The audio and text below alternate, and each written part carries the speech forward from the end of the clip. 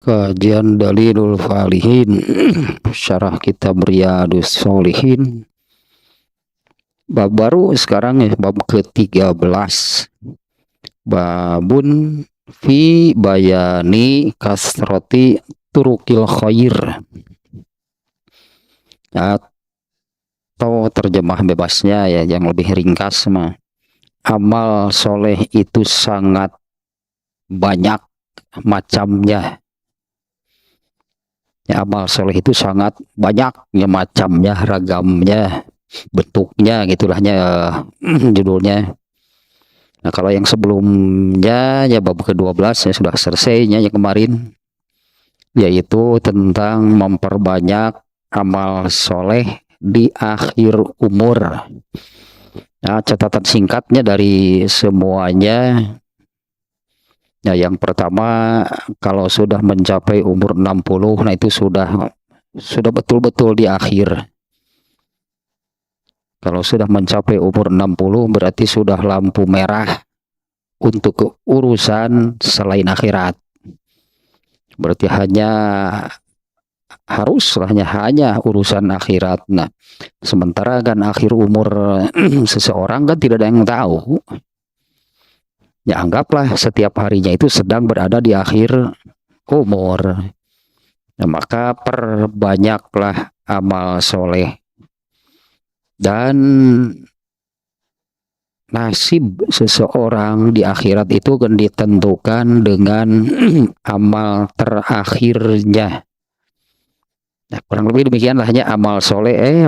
Nasib seseorang itu di akhirat nanti itu ditentukan oleh amal terakhirnya, itu amal yang mengakhiri, yang menutup hidupnya, yang menutup seluruh rangkaian amalnya selama hidup di dunia.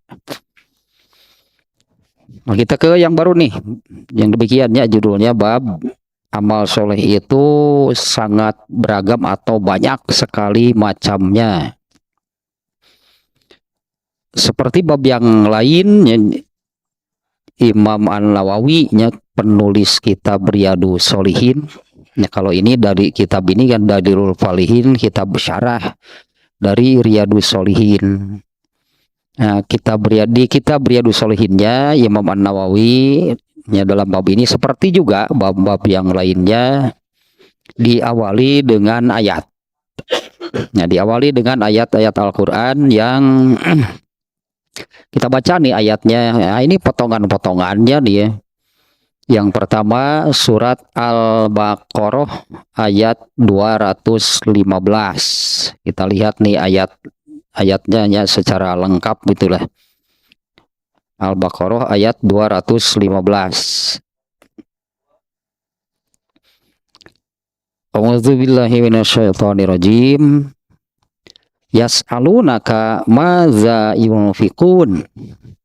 Mereka bertanya kepadamu wahai Rasulullah tentang apa yang harus mereka infakkan. Qul ma anfaqtum min khairin falil walidaini wal aqrabina wal yatama wal masakini wa ibnis sabil. Wa ma taf'alu. Nah, bagian ujungnya nih yang dikutip oleh Imam An-Nawawi yang dicantumkan di sini. Nah, kalau awalnya demikiannya ayat ini, mereka bertanya kepadamu wahai Rasulullah SAW, ya wahai Muhammad, tentang apa yang harus mereka infakkan.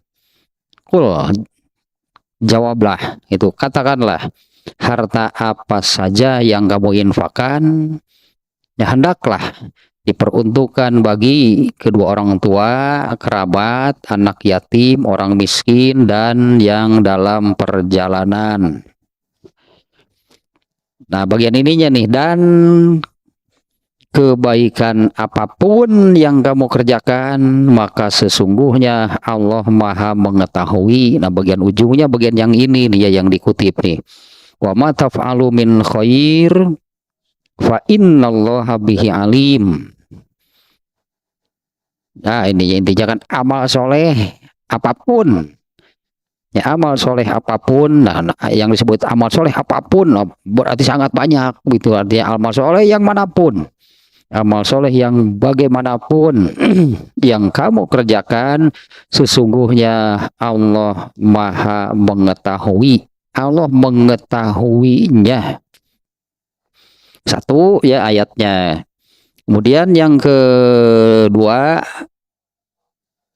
hampir sama, hanya beda susunan ayatnya. Al-Baqarah juga nih, Al-Baqarah 197. Kita lihat juga lah ayatnya nih ya, 197. Al-hajju ashhurum ma'lumat.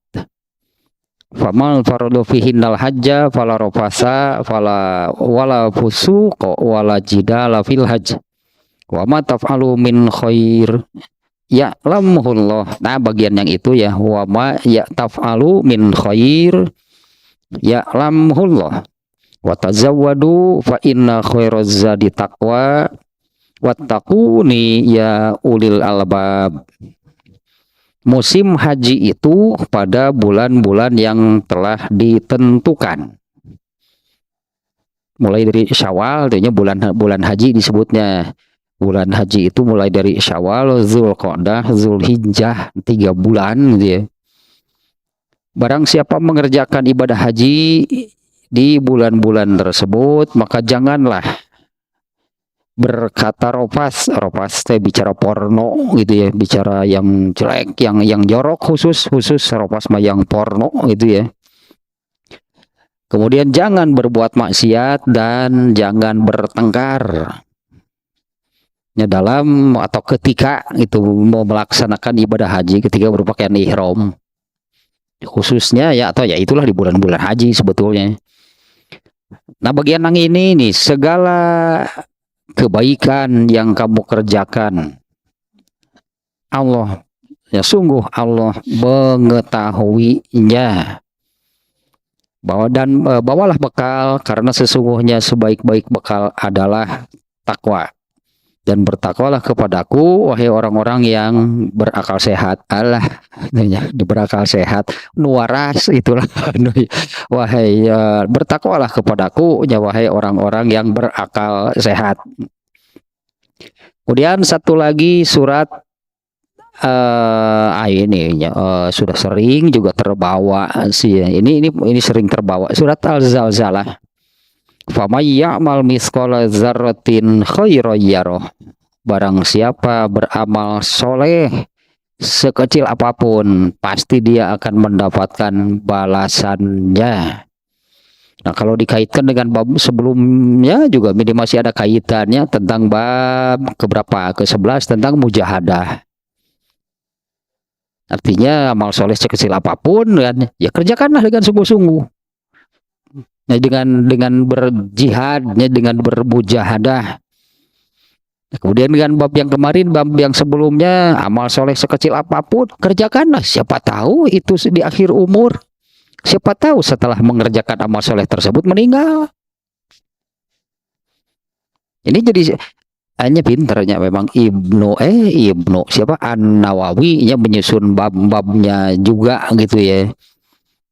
Lihat tadi ada kaitannya dengan bab mujahadah, dengan bab nanti muraqabah.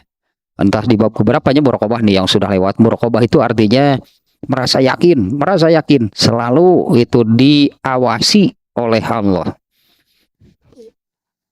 Jadi arahkanlah ke sini, artinya merasa yakin diawasi oleh Allah. Ya kerjakanlah amal soleh. Jangan yang lain, berarti kan kerjakanlah amal soleh, jangan yang lain, karena Allah selalu mengawasi. Ya, kerjakanlah dengan bersungguh-sungguh, kemudian kerjakanlah seolah-olah atau anggaplah bahwa itu sudah di akhir umurnya, boleh kita katakan demikian kan. Siapa tahu bisa jadi setelah mengerjakan amal soleh itu meninggal. Nah, sementara tadinya bahwa nasib seseorang di akhirat itu tergantung kepada amal terakhirnya. Yang kemarin di bab bapaknya juga terbawa dia yang ini nih, yang man ahabba yadkhulal jannata wa yuzahzaha anin nar fal yudrik maniyatuhu wa huwa yu'minu billahi wal yaumil akhir. Ya, barang siapa yang ingin masuk surga dan dijauhkan dari neraka, maka usahakanlah agar ketika maut itu datang dia sedang beriman kepada Allah dan hari akhir. Kemudian yang keempat, surat Al-Jasiyah ayat ke-15. Man amila solihan fali nafsih. Ya, man amila solihan fali nafsih. Barang siapa beramal soleh, maka buahnya, hasilnya itu bagi dirinya. Semua akan ya, akibatnya. Nah, kalau akibat kesannya jelek gitunya di bahasa kita ini. Ya, buahnya gitulah, hasilnya, akibatnya itu akan, atau kebaikan, buah kebaikan itu dari amal soleh tersebut akan kembali kepada dirinya. Wal ayatu fil babi kasiratun. Dan ayat-ayat yang seperti ini di dalam Al-Quran sangat banyak. Artinya kan Allah berfirman berulang-ulang tentang, ya ini berarti kan menekankan beramal soleh. Di mana amal soleh itu? Nah, nanti di dalam hadis. Kalau ini kan ayat-ayat barusan ada 4, berartinya 1 Al-Baqarah 215 nih yang dimuat di sini. Kemudian surat Al-Baqarah 197, Al-Zalzalah ayat 7, dan surat Al-Jasiyah ayat 15. Ini kan menekankan gitunya. Ini benang merahnya adalah menekankan untuk beramal soleh. Yang pertama dengan landasan bahwa Allah itu melihat apa yang kamu lakukan. Ya, artinya kan kerjakanlah amal soleh. Allah itu melihat apa yang kamu amalkan. Kemudian yang kedua berarti kan kerjakanlah amal soleh itu, lakukanlah amal soleh itu karena buahnya, karena pasti akan mendapatkan hasilnya. Famayyamal misqala dzarratin khairan yarah, pasti ada hasilnya. Tidak akan ada sekecil apapun ya amal soleh yang diabaikan, yang tidak dianggap oleh Allah, itu tidak ada, semuanya diberi balasan. Dan yang terakhir adalah kan barang siapa beramal soleh maka buahnya, hasilnya pasti akan kembali kepada dirinya. Nah, kalau ini kan ayat-ayat yang menekankan untuk beramal soleh, belum menerangkan ragamnya amal soleh itu sangat banyak, belum. Nah, diawali dengan ayat yang demikian gitu ya. Nah, kemudian satu lagi ini ya di ujung memuat ayat-ayat tersebut. Nah, ditambah dengan kalimat wal ayatu fil babi kasirotun. Ayat-ayat yang seperti ini tentang tadinya beramal soleh kan intinya, dengan penjelasan Allah pasti melihatnya, Allah pasti menilainya. Kemudian kalau yang kedua kan kamu akan mendapatkan balasannya. Ya, yang ketiga kan buah kebaikan dari amal soleh itu pasti hanya untuk diri kamu sendiri. Nah, kemudian di surat ini juga diantaranya, ini tambahan saja nih yang saya ingat, yang di surat Al-Insyirah, Faiza farogta fansob, apabila selesai dari suatu amal maka bersiap lagi untuk beramal. Setelah selesai bersiap lagi untuk beramal. Setelah selesai bersiap lagi untuk beramal dan beramal. Kayak lamun geus ripuh, geus capek ngajoprak tah kakara. Itu artinya Allah yang menghentikan, Allah mengistirahatkannya. Ya, itu menunjukkan bahwa sesuai justrunya, pasti sesuai lahnya.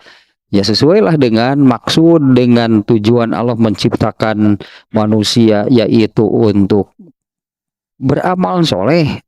Dalam garis miring kan beramal soleh itu ibadah, garis miring taat. kepada Allah. Ya itulah tujuan Allah menciptakan manusia. Kayak nggak sebutnya kayak orang Sunda, kayak nggak ngejoprak eren nggak kara. Allah berarti yang mengistirahatkannya, bukan kita yang beristirahat dari beramal soleh. Allah yang menghentikannya, Allah yang mengistirahatkannya kan dengan jaminan dari Allah. Amal soleh yang biasa dilakukannya itu oleh Allah tetap diberi pahala meskipun orangnya tidak mengerjakan, karena Allah yang mengistirahatkannya. Nah kalau kita yang berhenti sendiri, ya kita yang berhenti dari beramal soleh, lalu mengharap Allah akan tetap memberikan pahalanya. Nah, cek Allah enak aja mau cek Allah tehnya. Nah kalau apa namanya sebut nantinya lelah, ya lelah sebutnya lelah, capek, ripuh, payah karena beramal soleh, nepi ka ngalempreh, tidak bisa lagi beramal soleh. Nah pasti tetap diberikan pahalanya. Nah memang tuntutannya demikian kan, karena itu perintah isinya faiza farogta, jika kamu selesai dari suatu amal soleh maka bersiaplah untuk beramal soleh lagi. Yang seperti apa, yang mana amal soleh? Banyak. Ini kan babnya banyak ragamnya amal soleh.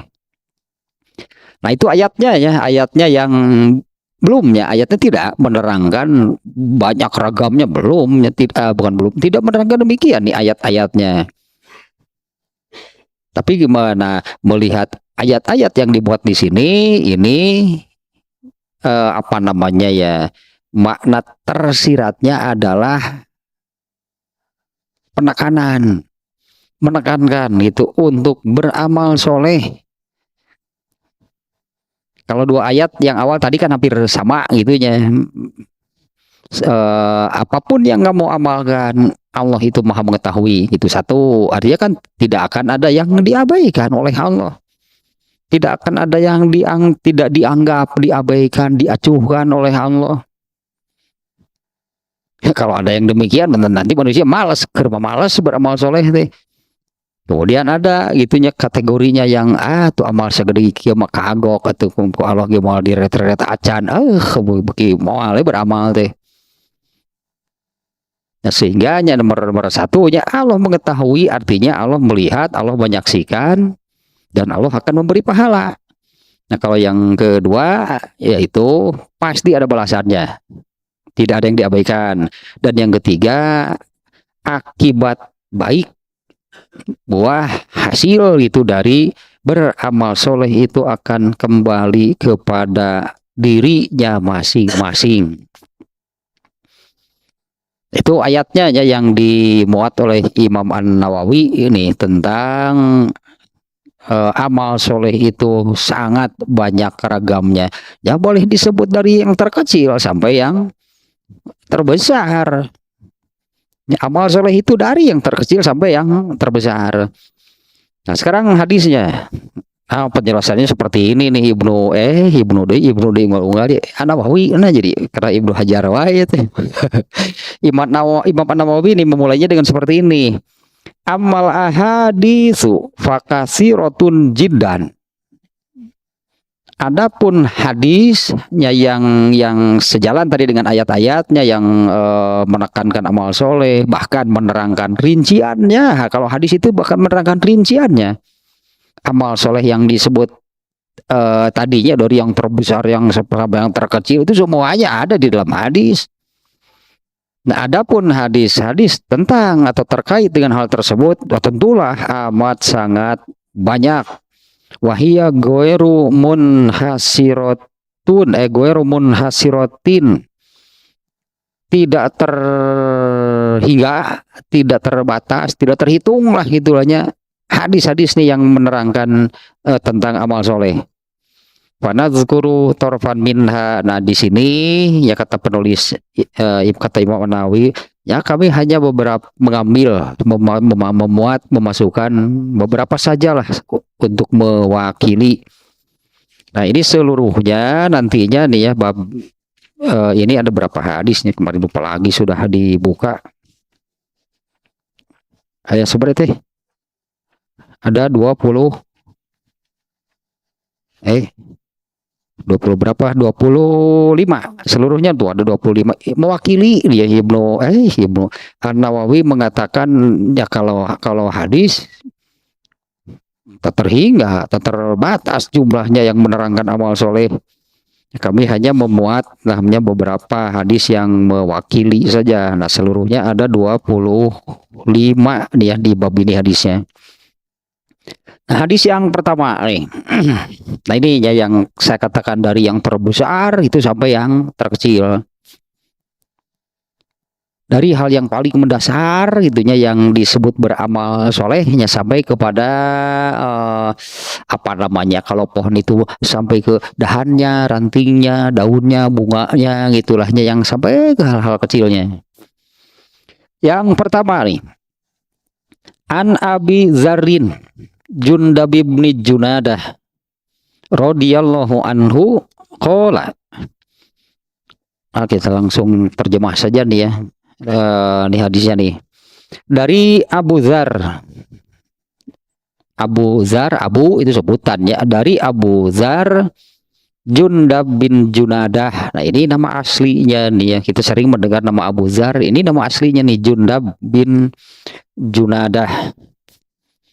Radhiyallahu anhu, semoga Allah meridhoinya. Ia berkata, qultu ya Rasulullah, ayyul a'mali afdal.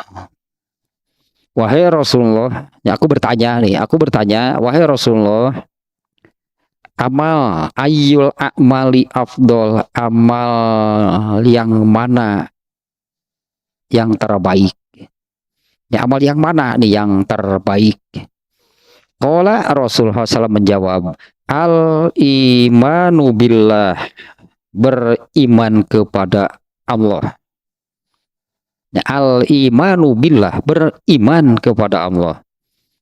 Wal jihadu fisabilih, dan bersungguh-sungguh di jalannya, bersungguh-sungguh di jalan Allah.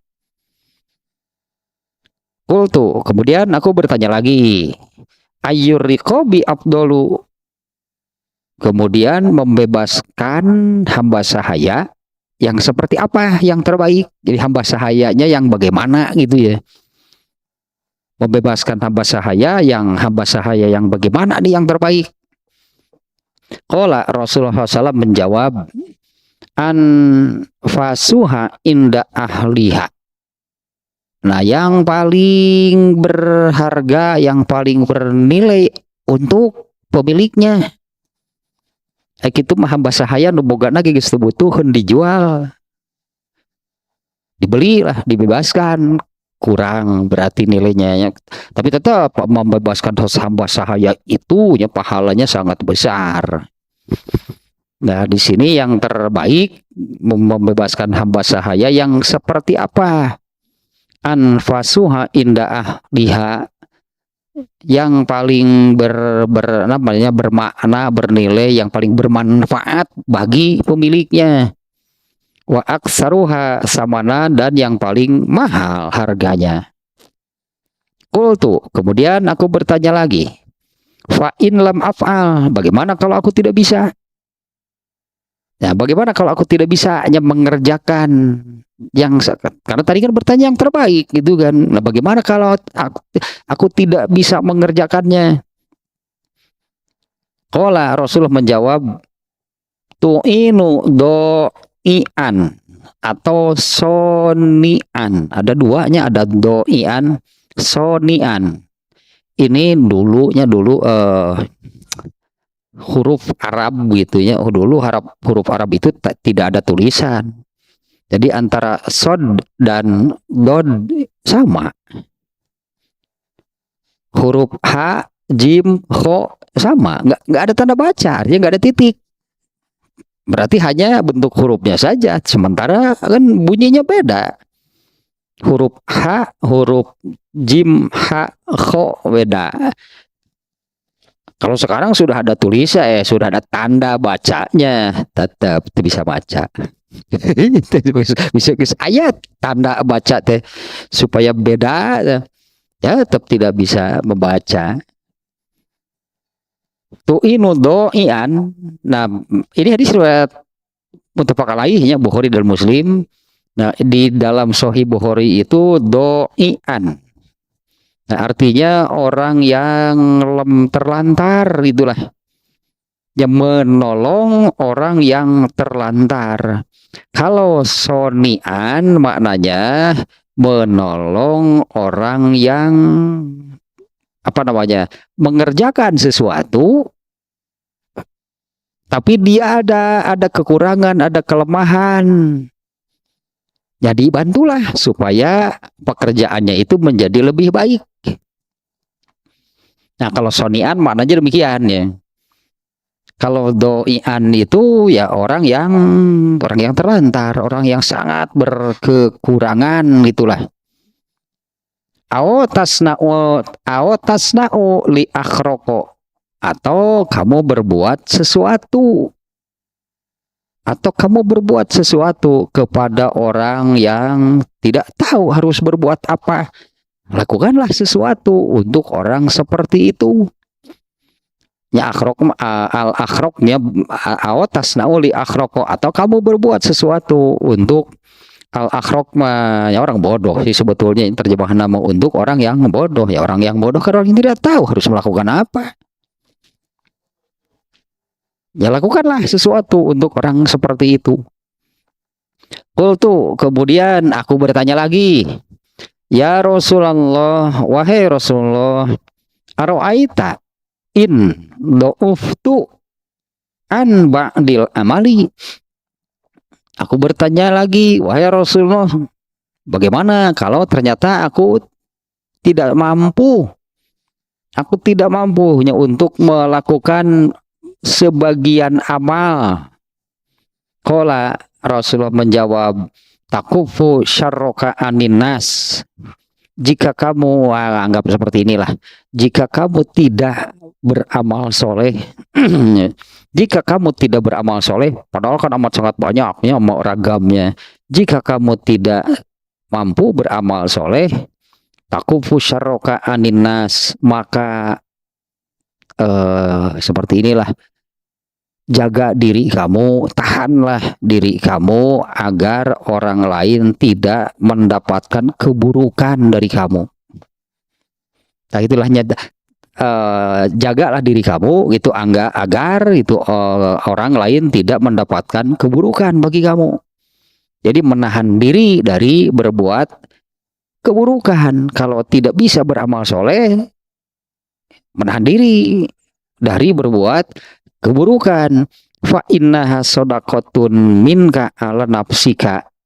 Itu sodakoh karena tadi yang terakhirnya, karena menahan diri untuk tidak berbuat keburukan itu adalah sodakoh dari kamu untuk diri kamu sendiri. Ya, fa innaha sodakotun minka ala nafsika. Itu adalah sodakoh dari kamu untuk diri kamu sendiri. Ini bahasanya demikiannya, menahan diri dari berbuat buruk. Ya, jadi orang jangan sampai artinya orang lain itu merasakan keburukan dari kamu. Menahan diri dari berbuat keburukan sehingga orang lain tidak merasakan atau mendapatkan keburukan dari kamu. Nah, itu adalah sodakoh dari kamu buat kamu sendiri, bukan buat orang lain. Berarti itu sodakoh dari diri kamu sendiri, dari kamu untuk kamu sendiri. Nah, sampai di sananya redaksi hadisnya sekali lagi ini. Dari Abu Dzar, Jundab bin Junadah, semoga Allah meridhoinya, ia berkata, aku bertanya kepada Rasulullah, wahai Rasulullah, amal apa, amal yang mana yang terbaik? Beliau menjawab, beriman kepada Allah dan bersungguh-sungguh di jalannya. Kemudian aku bertanya lagi, membebaskan hamba sahaya yang seperti apa, yang bagaimana, yang terbaik? Rasulullah menjawab, hamba sahaya yang paling berharga, bernilai, bermanfaat bagi pemiliknya, dan yang harganya paling mahal. Kemudian aku bertanya lagi, bagaimana kalau aku tidak mampu melakukannya? Rasulullah menjawab, tolonglah, ya kamu menolong atau tolonglah orang-orang yang ya lemah, yang membutuhkan pertolongan. Ya, intinya itulah orang-orang yang lemahnya, yang membutuhkan pertolongan. Jadi tolonglah orang yang membutuhkan pertolongan, bantulah orang yang perlu bantuan. Atau kamu berbuat sesuatu itu bagi orang yang bodoh. Kemudian aku bertanya lagi, wahai Rasulullah, bagaimana kalau aku ternyata tidak sanggup, tidak sanggup nih untuk untuk melakukan seperti ini nih, jadi maknanya nih. Bagaimana kalau aku tidak sanggup untuk melakukan banyak amal soleh? Nah, bagaimana kalau aku tidak sanggup untuk melakukan banyak amal soleh? Rasulullah menjawab, tahanlah diri kamu dari keburukan supaya tahanlah supaya orang lain tidak merasakan keburukan dari kamu. Karena kalau kamu beramal soleh mah bisa jadi bermanfaat bagi dirinya, atau juga ada banyaknya amal soleh yang juga terasa manfaatnya bagi orang lain. Ya, jika kamu beramal soleh itu kan manfaatnya jelas terasa bagi dirinya, juga banyak amal soleh yang bermanfaat bagi orang lain. Nah, bagaimana jika saya tidak bisa mengerjakan banyak amal soleh yang tidak bisa saya kerjakan? Nah, Rasulullah menjawab demikian, ya, tahanlah diri kamu, jangan sampai orang lain merasakan keburukan dari kamu.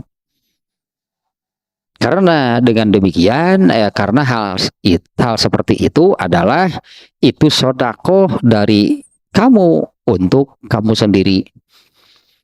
Nah, kalau wajhul istidlalnya nih, hadis ini yang pertama kan ya, dari 25 hadis. Ini hadis yang pertama yang judulnya kan bab ini adalah bab amal soleh itu sangat banyak macamnya. Nah, ini sudah menunjukkan nih, dari yang terbaik, dari yang terbesar sampai kepada hal-hal yang terkecil. Anggaplah yang terkecil itu yang terakhir yang disebut. Bagaimana kalau aku tidak bisa banyak melakukan amal soleh? Tahanlah diri kamu dari keburukan sehingga orang lain tidak merasakan keburukan dari kamu. Itu kan sedekah, artinya amal soleh bagi orang yang tidak mampu hanya mengerjakan banyak amal soleh. Dan ini hadis ini pun sudah menunjukkan tingkatan. Yang terbaik kan ditanya yang terbaik apa? Beriman kepada Allah dan bersungguh-sungguh di jalan Allah. Nah, ini tentang bersungguh-sungguh di jalan Allah itu maknanya seperti ini ya, bukan hanya perang. Tapi yang disebut al-jihadu fisabilillah itu adalah li'ila'i kalimati. Oh, ini amal besar. Ini amal besar, yaitu menegakkan kalimat Allah. Yang artinya, ya maksudnya, menegakkan kalimat Allah itu adalah intang surullaha yansurkum, kayak ayat nano etat surat naon dah. Kurang tinggal ayat lebar dah. Intan surullah yansurkum. Maknanya adalah jika kamu menolong Allah maka pasti Allah menolong kamu. Nah, di sini yang disebut menolong Allah bagaimana? Menolong Allah itu bagaimana gitunya? Kita lihat dulu nih ayatnya yang barusan nih, surat naon teh.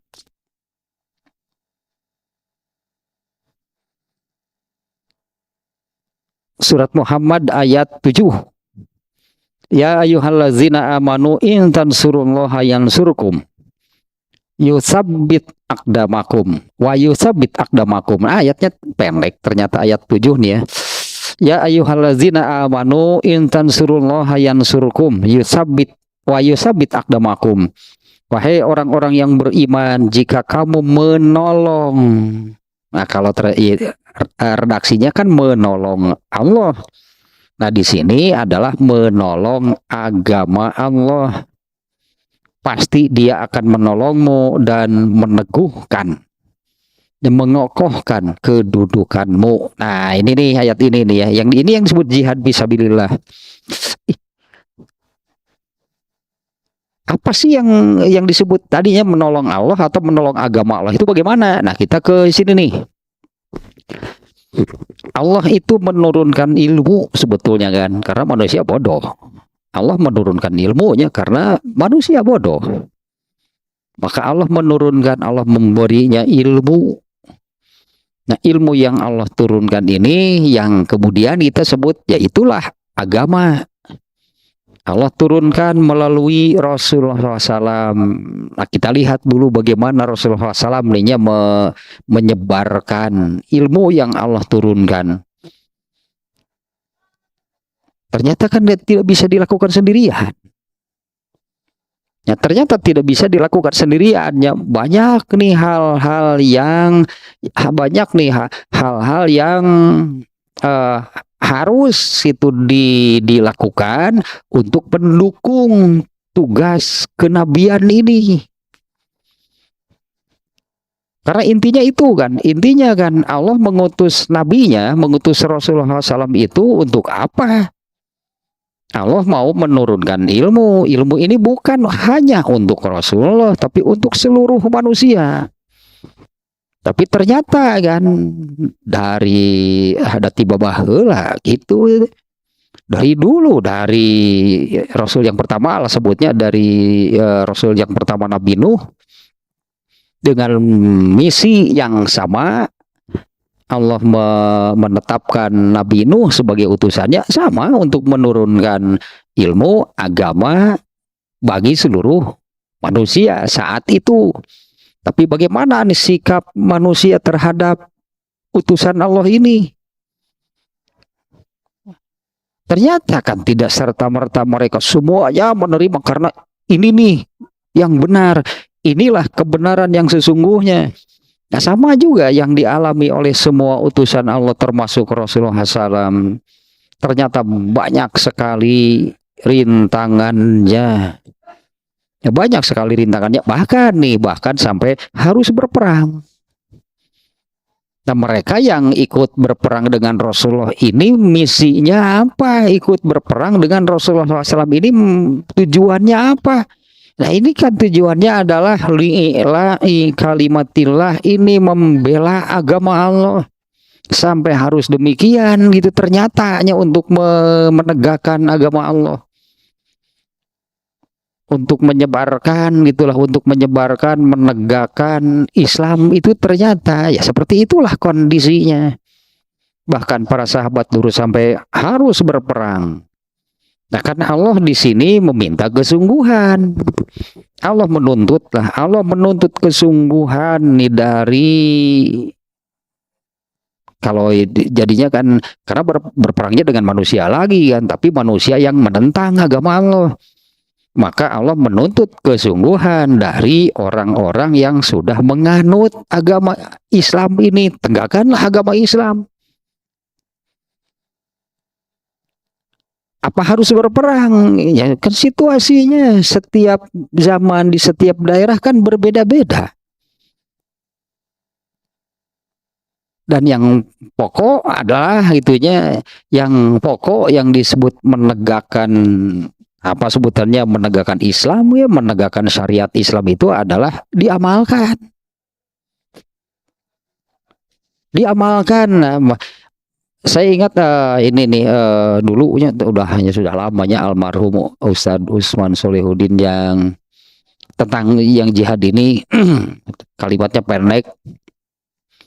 Tuh make jihad mah hudang subuh ge berat. Atau tuh make jihad mah dah hudang subuh ge berat. Tadi kan perlu kesungguhan kan untuk apa? Dikerjakan. Nah, ini yang li'i kalimatillah itu yang apa namanya sebutlah yang pokok ya kerjakanlah ya amalkanlah. Kemudian setelah itu barulah itu sebarkan. Karena misi Allah mengutus nabinya itu adalah untuk menyebar, menurunkan, itulahnya menurunkan ilmu untuk seluruh manusia. Allah menugaskan Rasulullah untuk menyebarkan ilmu tersebut. Tapi ternyata kan tidak mudah, karena sejak Rasul yang pertama sama, ternyata sikap manusia itu jauh lebih banyak yang menentangnya. Itu sejak Rasul yang pertama seperti itu. Ketika Allah mengutus Nabi Nuh, apa diterima dengan baik oleh kaumnya? Enggak, sama, ditentang. Ketika Allah mengutus Rasulullah, apa diterima oleh kaumnya, orang-orang Quraisy? Sama, juga ditentang. Nah, di sini diperlukan jihad, diperlukan kesungguhan, sampai gitu. Jihadnya itu sampai kepada kalau harus berperang, maka Allah menuntut, Allah mewajibkan ikut untuk menegakkan agama Islam. Nah, inilah amal-amal terbesarnya yang ditanyakan oleh siapa, Abu Dzar, amal apa yang terbaik? Ya, beriman kepada Allah, itulah yang pertama, itulah yang paling mendasar, itu hal terbesar. Karena antara beriman dan tidak beriman ini kan menentukan seseorang itu masuk surga atau masuk neraka. Iman yang menentukan. Kalau beriman pasti ke surga meskipun hanya sebesar debu. Tapi kalau tidak beriman pasti masuk neraka dan abadi. Ini kan hal besarnya, ini hal besar yang menentukan demikian. Beriman kepada Allah meskipun sebesar debu saja, iman ada di dalam hatinya, pasti masuk surga. Bukan tidak ke neraka dulu, ya, pasti ke surga pada akhirnya, atau bermaka eta lah. Kalau beriman kepada Allah meskipun kadar imannya hanya sebesar debu, pada akhirnya akan masuk surga. Tapi kalau tidak beriman sama sekali, tidak ada iman sama sekali, pasti ke neraka dan abadi. Nah, ini jawaban Rasulullah SAW ditanya oleh Abu Dzar, ayyul a'mali afdol, amal apa yang paling utama? Inilah hal yang paling mendasar, ya beriman kepada Allah. Ya, al-imanu billah. Kemudian yang kedua, ya bersungguh-sungguhlah di jalan Allah. Kan hal yang paling mendasarnya bagi siapapun itu ya, hal yang paling mendasar bagi siapapun yang disebut jihad fisabilillah apa? Amalkan berarti.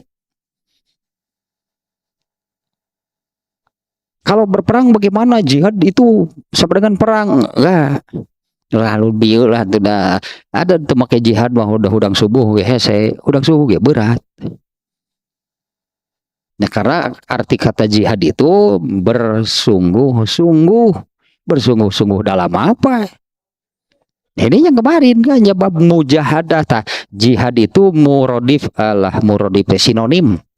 Ya, jihad itu sinonimnya, persamaannya mujahadah.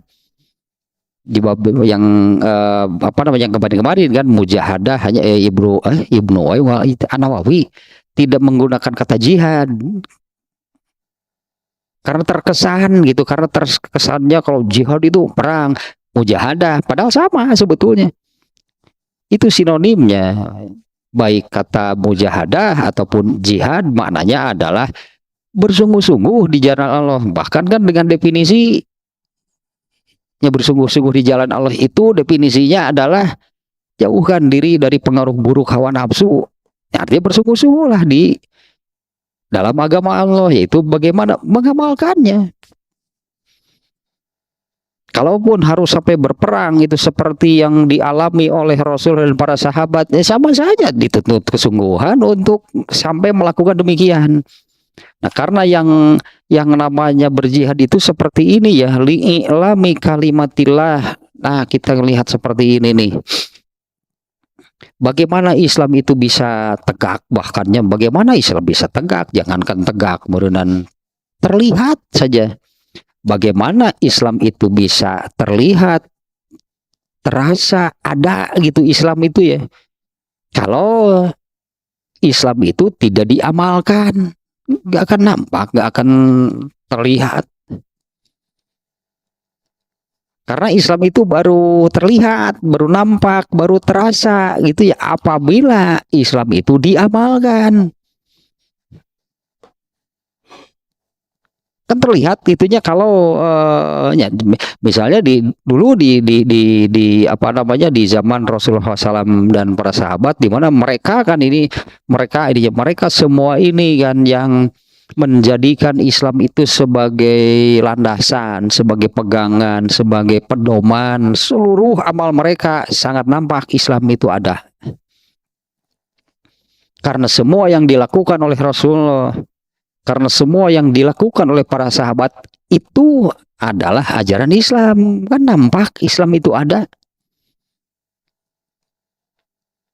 Nah, kalau sebaliknya, fitan ini kan dalam kitabul fitan ini nih ya, judulnya pembahasannya yaitu rusak, itulah rusaknya ajaran agama Islam.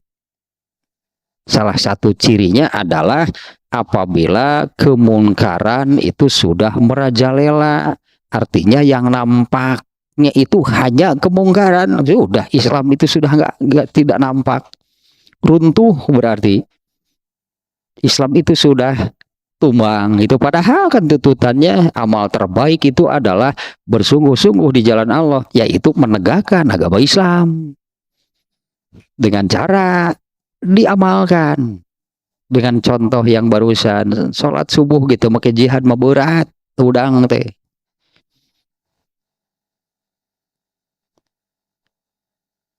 Itu jihad diamalkan. Karena soal perang mas tergantung situasi dan kondisinya. Apabila memang harus sampai berperang, nah barulah ya bersungguh-sungguh lah tetap itu ya, karena berperang membela agama Islam itu juga diperintahkan oleh Allah. Artinya mengamalkan perintah Allah tetap dituntut kesungguhan. Nah ininya amal yang terbesarnya.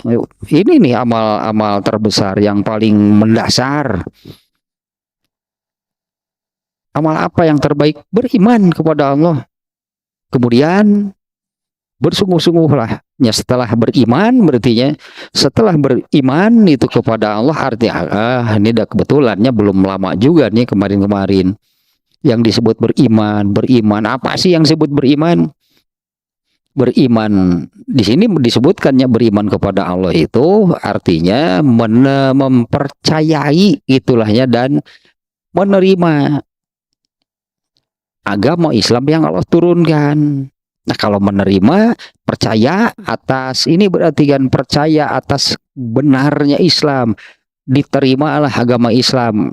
Nah, di sini nih hadis ini nih yang menyebutkan kalau sudah beriman kepada Allah, bersungguh-sungguhlah di jalan Allah. Ini hal besar, ini amal besar. Dua, beriman dan bersungguh-sungguh di jalan Allah. Kemudian nih amalannya nih ya.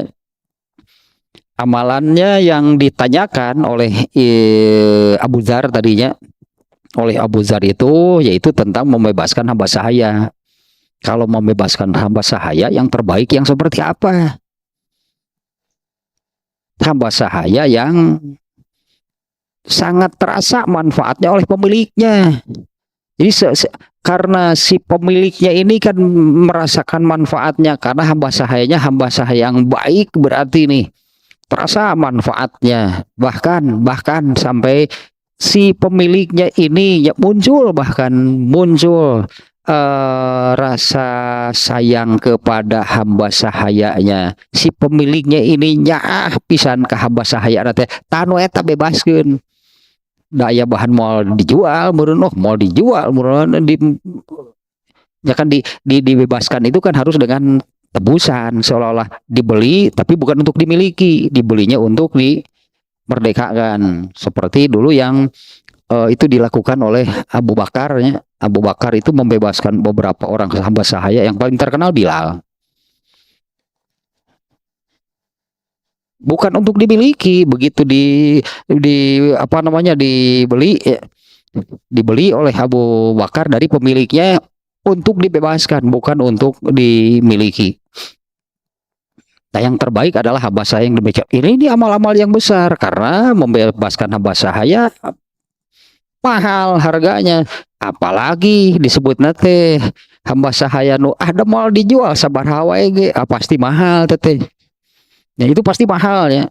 Tidak akan dijual dengan harga berapapun. Nah, itu pasti mahal. Ya artinya ada di sini pun memang disebutkannya anfasuha inda ahliha, yang sangat bagi pemiliknya pun terasa sangat berharga gitu hamba sahayanya. Sangat terasa manfaatnya. Wa aksaru hasamanan, dan harganya mahal. Ini kan amal besar kan, membebaskan hamba sahaya. Kalau sekarang misalnya, nih ya di kita ini berniat membebaskan hamba sahaya 100 juta, bro, mahal hamba sahaya. Artinya ini kan amal yang besar. Dulu Abu Bakar mengeluarkan uang yang besar untuk membebaskan Bilal. Kemudian, sehingga Abu Dzar bertanya, bagaimana kalau aku tidak sanggup melakukan? Ini kan amal-amal yang besar barusan. Bagaimana kalau aku tidak sanggup? Kalau beriman, pastilah beriman, bersungguh-sungguh. Ini nih yang ditanyakan. Membebaskan hamba sahaya yang seperti apa yang paling baik.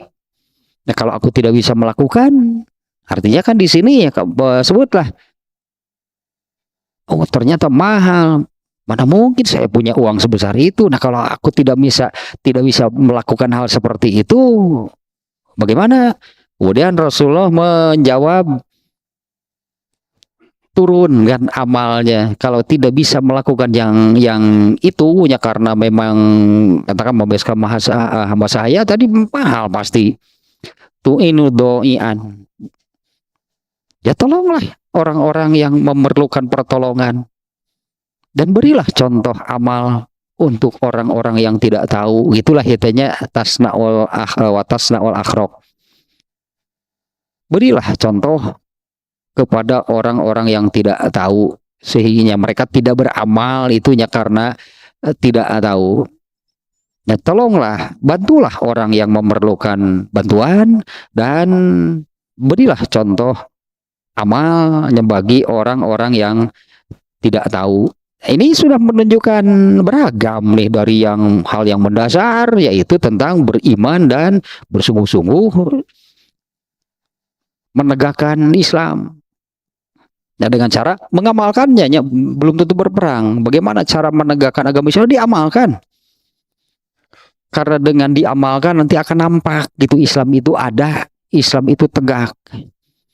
Nah, kalau orang-orang Islam yang sudah tidak mengamalkan ajaran Islam, runtuh Islam mana? Islam itu nggak nampak, tidak kelihatan. Apalagi kalau diantara ciri sudah dekatnya kiamat itu malah orang-orang Islam itu sudah secara terang-terangan melakukan kemungkaran. Islam itu tinggal nama gitu sebutannya. Islam itu tinggal nama itu karena tidak nampak. Bukan Qurannya yang hilang, bukan hadisnya yang hilang. Kalau sekarang ini Quran hadis itu sudah di berbagai media cetak, di berbagai media gitulahnya.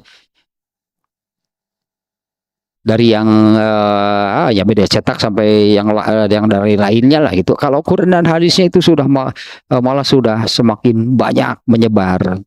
Tapi yang disebut menegakkan Islam kan, Islam itu baru tegak kalau diamalkan, kalau dijalankan. Runtuhnya Islam itu kalau orang-orang Islam itu sudah tidak lagi mengamalkannya. Agama Islam ini hanya jadi wacana, alah ngobrol tentang agama, pengamalannya mana? Ngobrolnya tentang agama. Nah, ini juga di bab ini nih di bab fitnah yang di Huzaifah. Yang ini nih. Huzaifah itu kan dia berkata kepada Rasulullahnya, Huzaifah ini sahabat, dia berkata kepada Rasulullah, nih sebagai apa namanya pengalaman pribadi apa yang dirasakan itu oleh Huzaifah. Saya kira ini juga sama dilakukan oleh sahabat yang lain. Huzaifah mengatakan, Rasulullah dulu kami ini hidup di zaman jahiliyah. Di zaman dulu kami ini hidup jahiliyah, bukan zaman. Dulu kami ini hidup jahiliyah. Seperti apa sih isinya hidup jahiliyah? Kekufuran, kemusyrikan, kemaksiatan, dan akhlak yang tercela. Itulah katanya isi hidup mereka itu seperti itu, nggak ada baik-baiknya, artinya keburukan saja dan keburukan. Nah, kemudian Hudzaifah bertanya, kemudian Allah menurunkan kebaikan ini. Kebaikan yang dimaksud oleh Hudzaifah itu adalah ya Allah menurunkan agama Islam. Dulu kami hidup jahiliyah, keburukan saja gitu ya isinya. Kemudian Allah menurunkan kebaikan ini, Allah menurunkan agama Islam. Sangat terasa kan kebaikannya nih agama Islam ini. Karena diamalkan oleh mereka, oleh para sahabat. Bahkan tadinya para Rasulullah dan para sahabat mengamalkan Islam itu di segala sendi kehidupan. Nah, ini pertanyaan Hudzaifah, apakah setelah kebaikan ini ada lagi keburukan? Rasulullah menjawab, iya. Nah, yang disebut keburukan apa? Kembali jahiliyah, berarti kan jahiliyah keburukan isinya. Nah, apakah setelah Islam ini akan ada lagi keburukan? Ada. Seperti apa sih keburukan? Wah, gitu-gitu kan dulu di zaman jahiliyah, orang-orang jahiliyah mereka buruknya itu bagaimana? Karena tidak mengamalkan Islam. Kalau Rasulullah dan para sahabat yang mengamalkan ajaran Islam, sangat terasa oleh Hudzaifah. Inilah kebaikan yang Allah turunkan kepada kami. Nah, setelah kebaikan ini ada keburukan? Ada. Balik deui berarti jadi jahiliyah, berarti kan tidak mengamalkan ajaran Islam, padahal agamanya Islam. Nah, setelah keburukan ini ada lagi kebaikan nggak? Berarti keburukan, kemudian kebaikan, kemudian keburukan lagi, kemudian kebaikan lagi. Nah, ada kebaikan setelah keburukan yang kedua nih ya. Setelah keburukan ini ada lagi kebaikan nggak? Ada. Walakin fihi dakhonun, hanya samar. Wah, kualitasnya sudah amat sangat beda jauh dengan kebaikan yang disebut pertama. Walakin fihi dakhonun, ada kebaikan lagi tapi ya sebutlah intinya jauh sekali kualitasnya menurun. Kemudian bertanya lagi, setelah kebaikan yang ini ada keburukan lagi ya? Ada. Rasulullah menjawab, bagaimana keburukannya? Ini yang terakhir nih yang disebut keburukan. Dan setelah keburukan ini nggak ada lagi kebaikan. Setelah kebaikan ini ada lagi keburukan? Nggak ada. Seperti apa? Orang-orang atau manusia itu secara terang-terangan mengajak ke neraka. Intinya demikian lahnya, sudah terang-terangan mengajak ke neraka.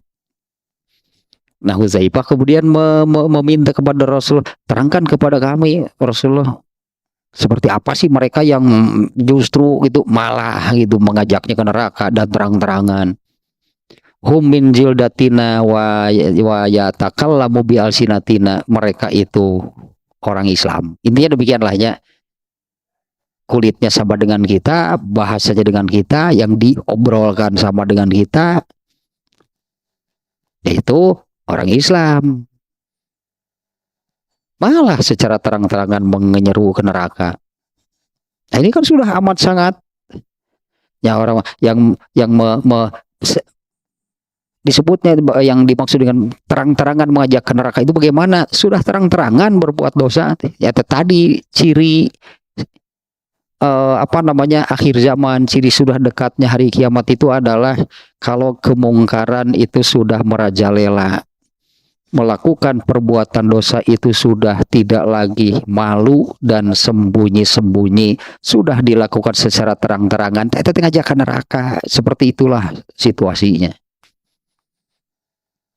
Boro-boro kan menegakkan Islam, tapi tetap akan ada orang yang berpegang teguh kepada ajaran Islam meskipun harus sendirian.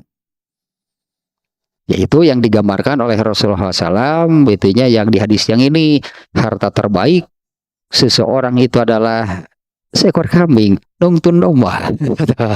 Harta terbaik seseorang itu adalah seekor kambing yang dia bawa naik gunung, turun lembah, menjauh artinya nih dari tempat tinggalnya, dari kaumnya, dia bawa turun naik gunung, turun lembah untuk mempertahankan agamanya.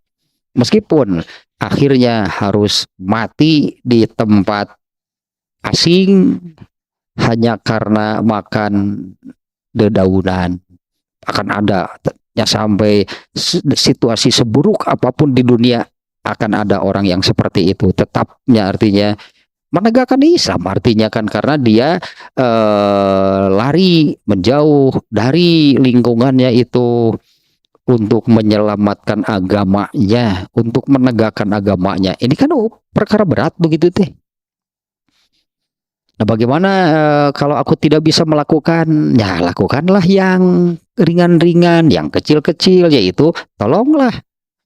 Jika ada yang meminta tolong, bantulah. Jika ada yang perlu bantuan, berilah contoh beramal kepada orang-orang yang tidak tahu. Kemudian bertanya lagi kan, nah bagaimana kalau aku juga ternyata banyak gitu amalan yang tidak sanggup aku lakukan, tidak sanggup aku kerjakan. Rasulullah menjawab, tahanlah diri kamu dari keburukan. Ya, sehingga tidak takufu syarroka anin nas. Tahanlah atau jangan berbuat buruk sehingga orang lain merasakan keburukannya, gitulahnya. Janganlah berbuat buruk sehingga orang lain merasakan keburukannya. Sama ini juga keburukan seperti apa? Ya sampai ke hal-hal terkecil. Sampai pokoknya orang lain merasa keburukannya, orang lain merasa terganggu, terusik lah gitunya. Kalau di hadis yang ini kan seorang muslim sejati itu justru kan orang Islam yang saudara muslim, saudaranya sesama muslim itu selamat dari merasa terganggu berarti oleh ucapan atau perbuatannya. Nah, ini kalau tidak bisa itu banyak melakukan amal soleh, bahkan amal soleh yang kecil seperti yang tadi lah, anggap ini amal soleh yang kecilnya. Bantulah orang yang perlu bantuan. Berilah contoh kepada orang, berilah contoh beramal solehnya kepada orang yang tidak tahu. Nah, bagaimana kalau ternyata juga tidak bisa? Janganlah kamu berbuat buruk sehingga orang lain merasakan keburukannya. Nah, itu sudah jadi sodakoh buat kamu, sodakoh dari kamu buat kamu. Nah, intinya dari hadis nomor 1 nomor 1 ini nih. Intinya adalah beragam, dari yang hal mendasar, dari yang besar, dari yang berat, itunya amal-amal itu sampai kepada hal yang bisa itu siapapun, itu bisa siapapun. Ini yang terakhir yang disebut pasti semua bisa, berarti bisa siapapun. Yaitu yang terakhir adalah jangan berbuat buruk sampai orang lain merasakan keburukannya. Bisa semua orang saya kira. Kalau membebaskan nafas saya belum tentu bisa, karena biayanya sangat mahal. Kalau menolong orang lain, ada yang tidak bisa, tidak mampu gitunya untuk menolong orang yang sedang membutuhkan, tidak mampu untuk memberi contoh gitunya beramal soleh kepada orang yang tidak tahu. Nah, kalau itu juga tidak bisa dilakukan, terus bagaimana? Tahanlah gitu, berartinya tahanlah diri kamu dari keburukan sehingga orang lain merasakan keburukannya. Itu sudah jadi sodakoh, amal soleh. Berarti kalau sodakoh amal soleh. Nah, ininya menunjukkannya bertahap, beragam, itu dari yang ya kalau kita bagi 3 yang besar, berat, menengah, dan yang kecil dan ringan. Semuanya ada itu di dalam Islam. Ya, sesuailah dengan judul nih ya, bahwa amal soleh itu sangat banyak ragamnya. Rasulullah tahunnya dengan hadis yang pertamanya ke sana arahnya, dari hadis ini menunjukkan tadi amal yang besar, berat, mendasar, amal yang menengah, anggaplah kalau demikiannya, sampai ke amal yang kecil dan ringan. Itulah itu amalan yang ada di dalam Islam. Dari yang terbesar sampai yang terkecil.